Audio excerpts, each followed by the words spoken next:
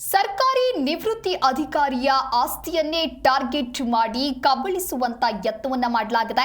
ಸುಮಾರು 30 ವರ್ಷಗಳ ಹಿಂದೆ ಖರೀದಿಸಿದ ಆಸ್ತಿ ಇದು.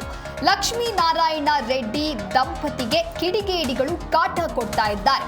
ವಿನಾಯಕ ಲೇಔಟ್ ಚಿಕ್ಕಬೇಗೂರಿನಲ್ಲಿರುವಂತಹ ಆಸ್ತಿ. ಬೇಗೂರು ಪೊಲೀಸ್ ಠಾಣೆಯಲ್ಲಿ ಕೇಸ್ ದಾಖಲಾಗಿದೆ.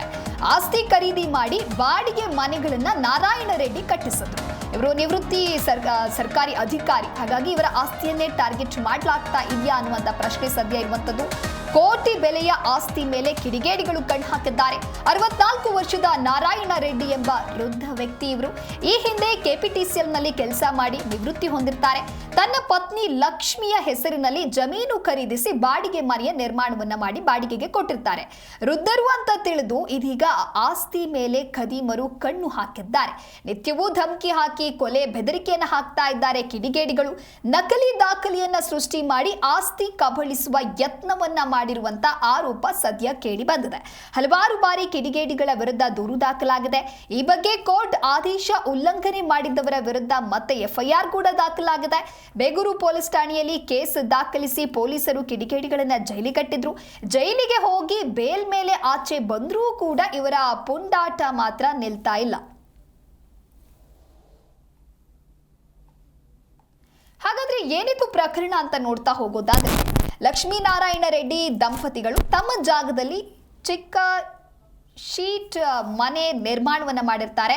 ಮನೆಯನ್ನ ಬಾಡಿಗೆಗೆ ಕೊಟ್ಟಿರ್ತಾರೆ. ಈ ದಂಪತಿ ಉದಯ್ ಎಂಬಾತನ ತಮ್ಮನಿಗೆ ಬಾಡಿಗೆಯನ್ನ ಕೊಟ್ಟಿರ್ತಾರೆ. ನಾರಾಯಣ ರೆಡ್ಡಿ ಇವರಿಬ್ರು ವೃದ್ಧ ಎಂದು ಅರಿತು ಇವರ ಆಸ್ತಿ ಮೇಲೆ ಆ ಕಿಡಿಗೇಡಿಗಳು ಕಣ್ಣು ಹಾಕಿದ್ದಾರೆ.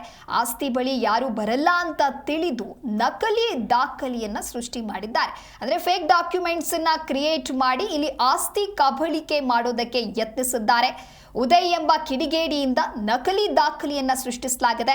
ಸ್ಥಳೀಯ ಮತ್ತೊಬ್ಬ ವ್ಯಕ್ತಿ ಜೊತೆಗೆ ಸೇರಿ ಆ ಜಾಗವನ್ನ ಹೊಡೆಯುವುದಕ್ಕೆ ಸ್ಕೆಚ್ ಹಾಕಲಾಗಿದೆ. ಆಗಾಗ ಗಲಾಟೆ ಧಮಕಿ ನಡೀತಾನೆ ಇದೆ. ಪೊಲೀಸ್ ಠಾಣೆ ಮೆಟ್ಟಿಲೇರೋದು ಕೂಡ ಕಾಮನ್ ಆಗಿ ಹೋಗಿದೆ. ಇದಕ್ಕೆ ಸಂಬಂಧಪಟ್ಟ ಹಾಗೆ ಎಫ್ಐಆರ್ ಕೂಡ ದಾಖಲಾಗಿದೆ. ನಾರಾಯಣ ರೆಡ್ಡಿ ಪತ್ನಿ ಸಿವಿಲ್ ಕೋರ್ಟ್ ಹೋಗಿ ಅರ್ಜಿ ಹಾಕಿ ವಾದ ವಿವಾದ ಎಲ್ಲವೂ ನಡೆದಿದೆ. ಅದರ ಬಳಿಕ ಕೂಡ ಇವರ ಪರವಾಗಿ ಆದೇಶ ಬಂದಿದೆ. ಇವರ ಪರ ಆದೇಶ ಬಂದರೂ ಕೂಡ ಈ ರೀತಿಯಾಗಿ ಕಿಡಿಗೇಡಿಗಳು ಆಸ್ತಿ ಕಬಳಿಸುವಂತ ಯತ್ನಕ್ಕೆ ಮತ್ತೆ ಮುಂದಾಗಿದ್ದಾರೆ. ಈ ಕುರಿತಂತೆ ಮತ್ತಷ್ಟು ಮಾಹಿತಿಯನ್ನ ನೀಡಲಿದ್ದಾರೆ ನಮ್ಮ ಪ್ರತಿನಿಧಿ ಮಂಜುನಾಥ್ ದೂರವಾಣಿ ಸಂಪರ್ಕದಲ್ಲಿ. ಮಂಜುನಾಥ್, ಇನ್ನು ನಕಲಿ ದಾಖಲೆಯನ್ನ ಸೃಷ್ಟಿಸಿ ಸರ್ಕಾರಿ ನಿವೃತ್ತಿ ಅಧಿಕಾರಿಯ ಆಸ್ತಿಯನ್ನ ಟಾರ್ಗೆಟ್ ಮಾಡ್ತಾ ಇದ್ದಾರಾ ಅಂತ ಹೇಳಿ, ಬಿಕಾಸ್ ಎಫ್ಐಆರ್ ದಾಖಲಾಗಿದೆ. ಇನ್ನು ಈ ಕೇಸ್ ದಾಖಲಿಸಿ ಪೊಲೀಸರು ಇವರನ್ನ ಜೈಲಿಗಟ್ಟಿದ್ರು ಕೂಡ ಬೇಲ್ ಮೂಲಕ ಮತ್ತೆ ಬಂದು ಇದೇ ರೀತಿಯಾದಂತ ಕೆಲಸವನ್ನ ಮಾಡ್ತಾ ಇದ್ದಾರೆ. ಮತ್ತೆ ಧಮಕಿ ಹಾಕ್ತಾ ಇದ್ದಾರೆ, ಫೇಕ್ ಡಾಕ್ಯುಮೆಂಟ್ಸ್ ಅನ್ನ ಸೃಷ್ಟಿ ಮಾಡ್ತಾ ಇದ್ದಾರೆ ಅಂತ ಹೇಳಿದ್ರೆ ಏನ್ ಹೇಳ್ಬೇಕು, ಏನಿದು ಅಂತ ವಿವರಣೆ ನೀಡ್ತಾ ಹೋಗೋದಾದ್ರೆ? ದಿವ್ಯಾ, ಬೆಂಗಳೂರಿನಲ್ಲಿ ಇಂಚಿಂಚಿಗೂ ಕೂಡ ಬೆಲೆ ಕಟ್ಟುವಂತಹ ಒಂದು ಅಂದ್ರೆ ಆಸ್ತಿಗಳ ಮೇಲೆ ಬೆಲೆ ಕಟ್ಟುವಂತಹ ಪ್ರಮೇಯ ಎದುರಾಗಿರುವಂತದ್ದು. ಕೋಟಿಗಟ್ಟಲೆ ಆಸ್ತಿಗಳ ಮೇಲೆ ಕಂಡವರ ಕಣ್ಣು ಎನ್ನುವಂತ ಹಲವಾರು ಬಾರಿ ಸುದ್ದಿಗಳನ್ನ ಕೇಳ್ತಾನೆ ಇರ್ತೀವಿ. ಎಲ್ಲಿ ಖಾಲಿ ಸೈಟ್ ಇರುತ್ತೋ, ಯಾರು ಅದಕ್ಕೆ ವಯಸ್ಸಾದವ್ರು ಏನಾದ್ರು ಮಾಲೀಕರು ಇರ್ತಾರ, ಆ ಆಸ್ತಿಗಳ ಮೇಲೆ ಕಂಡವರ ಕಣ್ಣು ಕಿಡಿಗೇಡಿಗಳ ಕಣ್ಣು ಬೀಳ್ತಾನೆ ಇರುತ್ತೆ. ಈ ಮೂಲಕವಾಗಿ ಜನ ಕೂಡ ಎಚ್ಚರಿಕೆಗೊಳ್ಳೋದು ಈ ಒಂದು ಸುದ್ದಿ ಮೂಲಕವಾಗಿ ಬೆಟರ್ ಎನ್ನುವಂತ ನಿಟ್ಟಿನಲ್ಲಿ ಕೂಡ ಗೊತ್ತಾಗ್ತಾ ಇದೆ. ಈ ವಿಚಾರ ಏನಪ್ಪಾ ಅಂತಂದ್ರೆ, ಕೆಪಿಟಿಸಿಎಲ್ ನಲ್ಲಿ ಅಧಿಕಾರ ಒಂದು ಮಾಡಿ ಕಾರ್ಯವನ್ನ ನಿರ್ವಹಿಸಿ ನಿವೃತ್ತಿ ಹೊಂದಿರುವಂತಹ ನಾರಾಯಣ ರೆಡ್ಡಿ ಎನ್ನುವಂತ ವ್ಯಕ್ತಿ, ಅವರು 30 ವರ್ಷಗಳ ಹಿಂದೆ ಒಂದು ಆಸ್ತಿಯನ್ನ ಖರೀದಿ ಮಾಡ್ತಾರೆ. ತೀರಾ ಒಂದು ಕಡಿಮೆ ಬೆಲೆಗೆ, ಅಂದ್ರೆ ಅವರು ಕೆಲಸವನ್ನ ಮಾಡಿ ಅದರಲ್ಲಿ ದುಡಿದಂತಹ ಹಣವನ್ನ ತನ್ನ ಹೆಂಡತಿ ಹೆಸರಲ್ಲಿ ಖರೀದಿ ಮಾಡಿ ಬೇಗೂರಿನಲ್ಲಿ ಅಂದ್ರೆ ಠಾಣಾ ವ್ಯಾಪ್ತಿಯಲ್ಲಿ ಒಂದು ಆಸ್ತಿಯನ್ನ ಖರೀದಿ ಮಾಡಿ ಬಾಡಿಗೆಯನ್ನ ಬಿಡ್ತಾರೆ, ಖಾಲಿ ಇರೋದು ಬೇಡ ಅಂತೇಳಿ.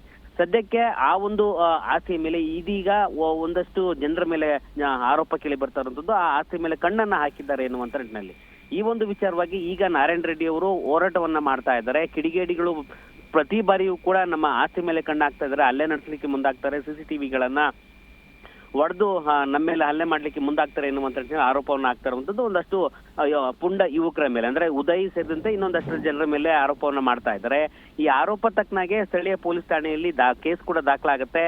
ಯಾರು ಆಸ್ತಿ ಇದೆ ಎನ್ನುವಂತ ನಿಟ್ಟಿನಲ್ಲಿ ಕೇಸ ದಾಖಲು ಆದಂತ ಸಂದರ್ಭದಲ್ಲಿ ಕೋರ್ಟ್ ಮೊರೆ ಕೂಡ ಹೋಗ್ತಾರೆ. ಕೋರ್ಟ್ ಮೊರೆ ಹೋಗಿ ಯಾರು ಈ ಆಸ್ತಿ ಮಾಲೀಕರು ಎನ್ನುವಂತ ನಿಟ್ಟಿನಲ್ಲಿ ಅಲ್ಲೂ ಕೂಡ ಒಂದು ಸಾಬೀತಾಗುವಂತ ಕೆಲಸ ಮಾಡ್ತಾರೆ. ಕೋರ್ಟ್ ಡಿಸಿಷನ್ ಕೂಡ ಆಗುತ್ತೆ. ಇದು ಆಸ್ತಿ ನಾರಾಯಣ್ ರೆಡ್ಡಿ ಮತ್ತೆ ಅವರ ಪತ್ನಿಗೆ ಹೆಸರಿಗೆ ಇರುವಂತದ್ದು. ಅಲ್ಲಿ ಕರೆಂಟ್ ಬಿಲ್ ಇದೆ, ಆಸ್ತಿ ಈ ಆಸ್ತಿ ಇದೆ ಸೇರಿದಂತೆ ಏನೆಲ್ಲ ಸೂಕ್ತವಾದಂತ ದಾಖಲೆಗಳು ಮಾಡಿಸ್ಕೊಂಡಿರ್ಬೇಕು ಆ ದಾಖಲೆಗಳೆಲ್ಲ ಇದ್ರೂ ಕೂಡ ಇಲ್ಲಿ ಒಂದು ಯುವಕನ ಮೇಲೆ ಆರೋಪ ಏನು ಕೇಳಿ ಬರ್ತಾ ಇದೆಯೋ ಆ ಯುವಕನ ಸಂಬಂಧಪಟ್ಟಾಗೆ ಅಲ್ಲಿ ಬಾಡಿಗೆಯನ್ನು ಕೊಟ್ಟಿರ್ತಾರೆ ನಾರಾಯಣ್ ರೆಡ್ಡಿ ಅವರು.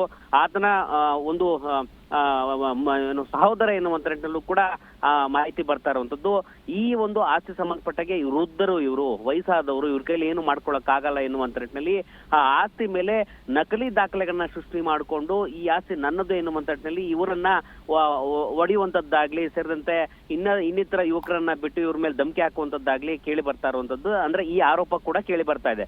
ಈ ಆರೋಪ ತಕ್ಕನಾಗಿ ಈಗ ಈ ನಾರಾಯಣ್ ರೆಡ್ಡಿ ಅಂದ್ರೆ ವೃದ್ಧ ವ್ಯಕ್ತಿ ಏನಿದ್ರು KPTCL ನಿವೃತ್ತ ಅಧಿಕಾರಿ ಸದ್ಯಕ್ಕೆ ಈಗ ಕೇಸ್ ಮೇಲೆ ಕೇಸ್ ದಾಖಲಾಗಿ ಜೊತೆಗೆ ಕೋರ್ಟ್ ನಲ್ಲಿ ಇತ್ಯರ್ಥ ಆಗಿದ್ರು ಕೂಡ ಮತ್ತೆ ನನ್ನ ಆಸ್ತಿ ಮೇಲೆ ಕಣ್ಣು ಹಾಕ್ತಾ ಇದಾರೆ. ನನಗೆ ಸೂಕ್ತವಾದಂತಹ ನ್ಯಾಯ ಬೇಕು, ಯಾಕಂದ್ರೆ ನಾನು ಕಷ್ಟಪಟ್ಟು ದುಡ್ದಂತಹ ಒಂದು ಆಸ್ತಿ ಆಗಿದೆ. ನನಗೆ ಗಂಡು ಮಕ್ಕಳಿಲ್ಲ, ಹೆಣ್ಮಕ್ಳು ಮಾತ್ರ ಇದ್ದಾರೆ. ಈ ಮೂಲಕವಾಗಿ ನಾನು ಕಷ್ಟಪಟ್ಟ ದುಡ್ಡ ಆಸ್ತಿಯನ್ನ ಯಾಕೆ ಈ ರೀತಿ ಕಿಡಿಗೇಡಿಗೆ ಕಣ್ಣು ಹಾಕಿದ್ದಾರೆ ಎನ್ನುವಂತ ನಿಟ್ಟಿನಲ್ಲಿ ಅಳಲನ್ನ ತೋಡ್ಕೊಳ್ತಾ ಇರುವಂತದ್ದು Divya. Okay, thank you Manjunath ನಿಮ್ಮೆಲ್ಲ ಮಾಹಿತಿಗಾಗಿ.